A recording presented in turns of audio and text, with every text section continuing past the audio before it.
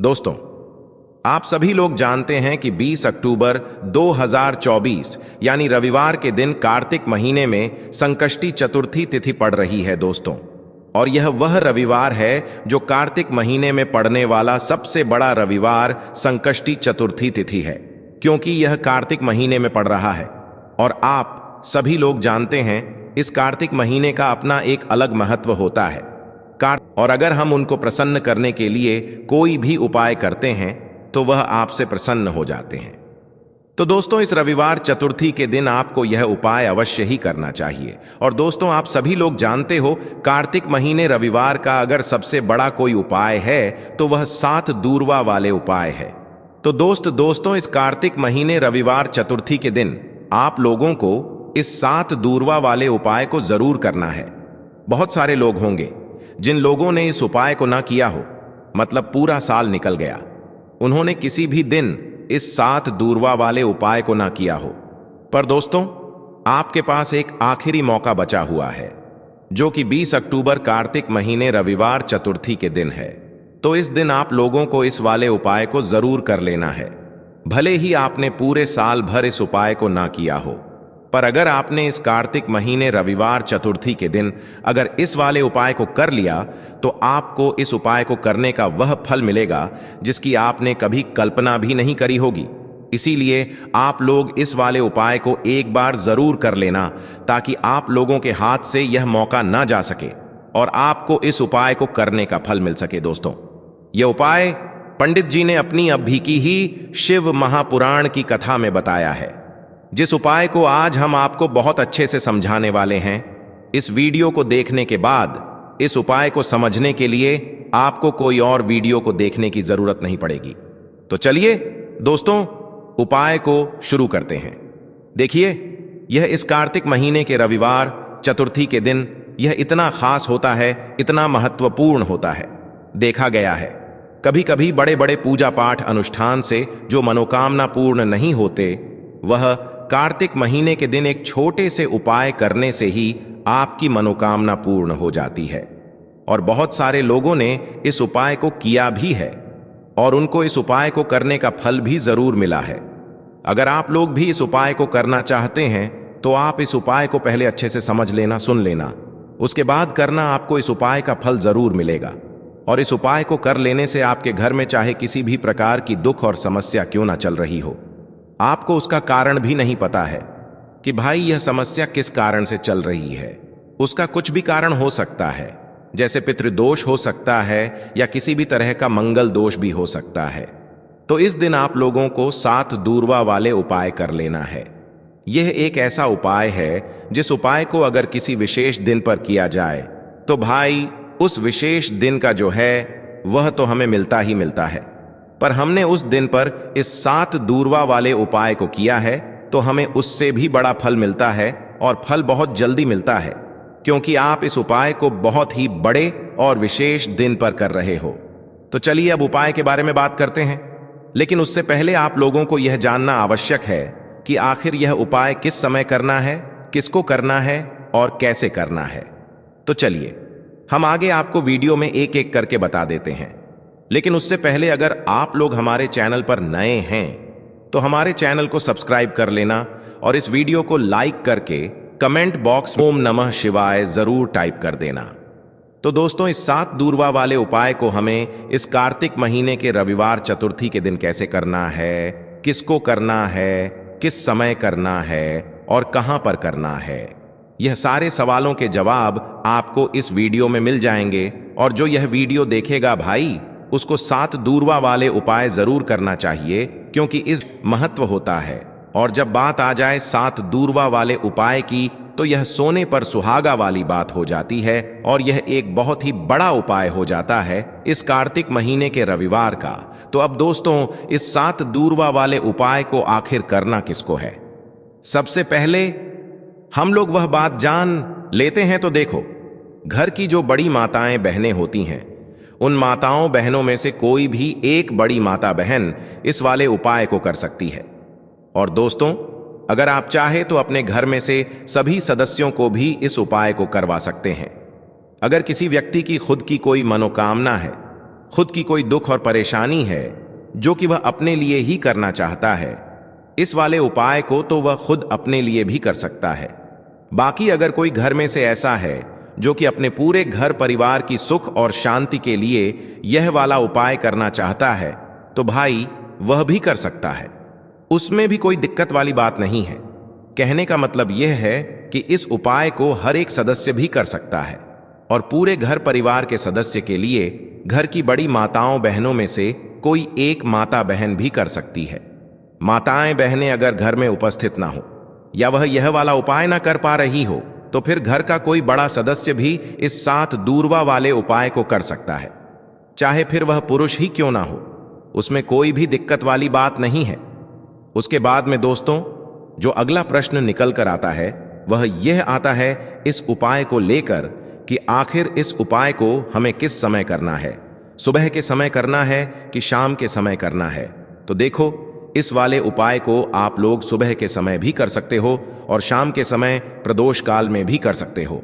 अब अगर आप पूछो कि भाई साहब सबसे उत्तम समय कौन सा रहेगा इस 2 छुटकी काला तिलवा उपाय को करने का, तो हम आपसे बस यही कहेंगे कि इस उपाय को आप सुबह के समय करेंगे तो ज्यादा बेहतर होगा। बाकी अगर शाम के समय भी करेंगे तो भी अच्छा होगा, उसमें कोई भी दिक्कत वाली बात नहीं है। तो अब दोस्तों, जो अगली सबसे बड़ी और महत्वपूर्ण बात आती है वह यह आती है कि सुबह अगर हम उपाय को करेंगे तो हमें कितने बजे से ले कितने बजे तक के बीच में करना है, और शाम के समय प्रदोष काल में करेंगे तो हमें कितने बजे से लेकर कितने बजे के बीच में करना है। तो देखो, सुबह जितनी जल्दी हो सके आप उपाय को करने की कोशिश करना। बाकी अगर किसी कारणवश लेट भी हो जाओ, थोड़ी देर भी हो जाए, तो 10 या 11 बजे तक भी आप उपाय कर लेना, पर 12 बजे से ज्यादा देर ही ना हो। ठीक है, इस बात का ध्यान रखना। उसके बाद में दोस्तों, अगर शाम के समय प्रदोष काल की बात करें, प्रदोष काल का जो समय होता है वह शाम के 6 बजे से शुरू हो जाता है। मतलब शाम के 6 बजे से लेकर शाम के 6 बजे से रात के 8 बजे के बीच में आप कभी भी इस वाले उपाय को कर सकते हो। उसमें कोई भी दिक्कत वाली बात नहीं है दोस्तों। अब देखिए, अगर किसी व्यक्ति से नाराज हो जाएं, किसी घर से नाराज हो जाएं, तो होता क्या है कि घर में धन से जुड़ी समस्याएं आने लगती हैं। पैसे को लेकर उस घर के लोग बहुत परेशान रहते हैं जहां पितृ नाराज हो। इसीलिए हमेशा अपने पितरों को आपको प्रसन्न रखना है, जिससे कि पितरों की आत्मा को शांति मिले और वह हमेशा आपको आशीर्वाद दें। अब यह जो कार्तिक के दिन होते हैं, इन दिनों में जब आप यह उपाय करेंगे जो हम आपको बताने वाले हैं, गौ माता से जुड़ा हुआ उपाय है। देखिए, गौ माता के अंदर हमारे पितरों का ही वास माना जाता है। गौ माता हो गई, कुत्ते हो गए हैं ना, पेड़ों में बरगद का पेड़ हो गया, पीपल का पेड़ हो गया, इन सभी में हमारे पितरों का वास माना जाता है। पक्षियों में कौवा हो गया, जिसके अंदर हमारे पितरों का वास माना जाता है। तो ऐसा समझ लीजिए कि जब भी जीवन में दुख बढ़ जाए, कष्ट बढ़ जाए, धन को लेकर आप परेशान रहने लगे, कर्जे जैसी समस्याएं जीवन में बढ़ रही हैं, आपके घर में संतान को लेकर बहुत दुख है, आप अपने घर के लड़ाई झगड़े से परेशान रहते हैं, घर में कोई ना कोई झगड़ा करता ही रहता है, आप सोच सोच कर परेशान रहते हैं कि कैसे घर में शांति आएगी, कैसे से घर में सुख समृद्धि आएगी। अब यह समझ लीजिए कि अगर घर में लगातार झगड़ा लड़ाई यह चीजें आपको देखने को मिल रही हैं, घर में आपके कोई भी व्यक्ति सुखी नहीं है, कर्जा घर में लोगों के सर पर है, तो पितृ आपके कहीं ना कहीं नाराज हैं। देखिए, पितृदोष जब घर में होता है ना, तो ऐसा नहीं कि आपको देखने से पितृदोष दिखेगा, इसका आप अंदाजा लगा सकते हैं घर में होने वाली घटनाओं से। जैसे कि खाना आप खाते हैं या घर का कोई भी सदस्य खाना खाता है, अगर उस खाने में कहीं ना कहीं बाल निकलता है ना, या वह खाना गिर जाता है खाते खाते, तब भी आपके घर में पितृदोष है, यानी पितृ आपके नाराज हैं। साथ ही साथ अचानक से घर में दुर्घटनाएं हो रही हैं, पितृ आपके नाराज हैं। अब जो उपाय आपको बताने वाले हैं, इस उपाय को कर लीजिए, पितृ भी प्रसन्न और धन को लेकर तो कभी आपको परेशान होना ही नहीं पड़ेगा। चलिए बात कर लेते हैं पहला वाला उपाय में, जो कि पितरों को प्रसन्न करने के लिए है और घर में स्थिर लक्ष्मी के वास के लिए। मतलब कभी आपके घर में ऐसा नहीं होगा कि आज पैसा आ रहा है और कल पैसा नहीं आ रहा है। ऐसा बहुत सारे घरों में होता है कि पैसा आता है तो रुकता नहीं है और अगर पैसा रुकता है तो फिजूल खर्ची बहुत होती है, धन की बर्बादी बहुत होती है, जिससे कि घर के सदस्य बहुत ही परेशान रहते हैं। अब ज्यादातर लोग की यह समस्या होती है कि धन की बर्बादी हो रही है और घर में पैसा नहीं रुक रहा है। अगर आपके साथ भी ऐसा है तो बिल्कुल से आपको यह उपाय सुनना चाहिए और इसे कार्तिक में जरूर करना चाहिए। देखिए आपको यहां पर क्या करना है कि तो चलिए दोस्तों जान लेते हैं गुरुदेव द्वारा बताए गए सबसे पहले और खास उपाय के बारे में। देखिए दोस्तों, गुरुदेव ने बताया है कि रविवार के दिन किया जाने वाला यह सबसे खास और सर्वश्रेष्ठ उपाय है। देखो आगे बढ़ने से पहले वीडियो को एक लाइक जरूर करें। देखो सबसे पहला उपाय, यदि आपके जीवन में कर्जा बहुत अधिक है, आपके जीवन में संकट बहुत अधिक रहते हैं, आपके ऊपर बहुत अधिक विपदा आ रही है, बार बार आपको अपने व्यापार में और अपने धन में हानि देखने को मिल रही है, यानी कि आपको प्रत्येक कार्य में हानि हो रही है, तो आपको यह उपाय करना चाहिए। इस उपाय को करने के लिए आपको दो चीजों की आवश्यकता होगी। सबसे पहले है दूर्वा। दूर्वा आप जानते हो जो कि भगवान गणेश जी को समर्पित होती है, तो आपको वह दूर्वा की आवश्यकता होगी। साथ ही में एक लोटा जल की आवश्यकता होगी। और आप जब भी उपाय को करें, जी दिन भी आपको करें, तो आपको प्रातः कल सुबह सुबह ही सुबह वह करना है। इस बात का विशेष रूप से आपको ध्यान रखना है, ठीक है। तो आपको एक दूर्वा लेनी है। अगर आधा दूर्वा भी मिल जाती है तो भी कोई दिक्कत नहीं है, बस आपको दूर्वा लेनी है। अगर ज्यादा ना मिले तो उसे स्थान पर एक दूर्वा भी ले सकते हैं। दूर्वा आपको आसानी से कहानी पर भी मिल जाएगी। बस याद रखिएगा शुद्ध दूर्वा, और मतलब उसे शुद्ध करके ही उपयोग में लीजिएगा, है ना। तो आपको करना क्या है, एक दूर्वा या एक से ज्यादा भी दूर हुआ आप लोग ले सकते हैं, तो एक दूर्वा अपनी ले लीजिए। एक दूर्वा के साथ में आप एक लोटा जल ले लीजिए और इन दोनों ही चीजों को लेकर शिवाजी के मंदिर पहुंच जाइए। शिवाजी के मंदिर पहुंचकर सबसे पहले आप शिवाजी के पास में बैठ जाइए। शिवाजी के पास में बैठने के बाद जो शिवाजी की शिवलिंग होगी, शिवलिंग की ऊपर सबसे पहले आपको यह दुर्भाग्य को समर्पित करना है।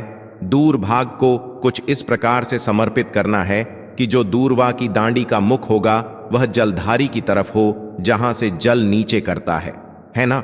और जो दूर्वा का मिला हुआ भाग होगा वह अपने आप शिवाजी के पीछे की तरफ हो जाएगा, ठीक है।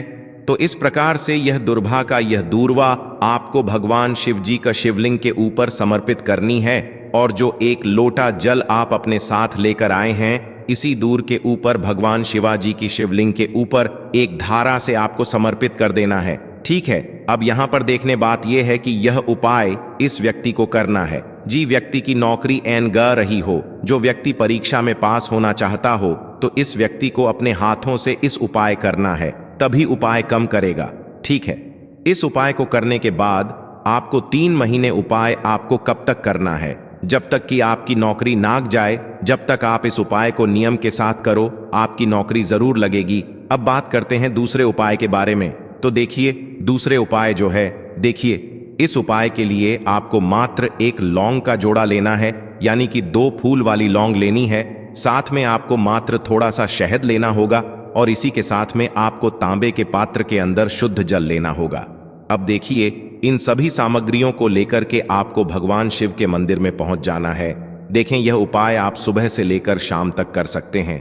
तो वह सबसे पहले तो आपके पास जो 2 फूल वाली लौंग हैं, उन्हें आपको शहद के अंदर अच्छे से डुबो है, यानी कि दोनों लौंग पर आपको अच्छे से शहद का लेपन कर देना है। अब आपको जो आपके पास एक लोटा जल है, सबसे पहले तो उसे शिवलिंग पर धीरे धीरे समर्पित करना है और श्री शिवाय नमस्तुभयम इसका जाप करते हुए समर्पित कर देना है।